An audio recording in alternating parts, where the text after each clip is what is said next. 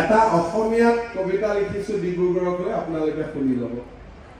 আকাশৰ তলত য'ত সপোনবোৰ সাৰ পায়, ডিব্ৰুগড় য'ত কাহিনী জীয়াই থকাৰ গুণগান গায়, সেউজীয়া চাদৰেৰে মেৰপাক লৈ পৃথিৱী আৰু আকাশৰ মিলন সাঙুৰি ধৰে।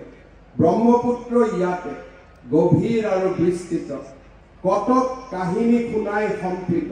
তাৰ পানীত বাজে জীৱনৰ গান, আনন্দৰ স্মৃতি আৰু সংগ্ৰামৰ গান।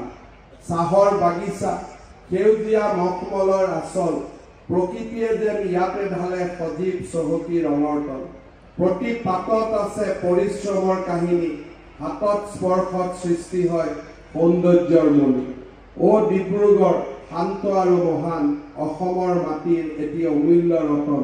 প্ৰতি হৃদয়ত বহি থাকে তোৰ ছবি, প্ৰেম আৰু মমতাৰে আকৰ্ষণ কৰে সকলো। মই লিখা নাই, কম্পিউটাৰে লিখি দিছে।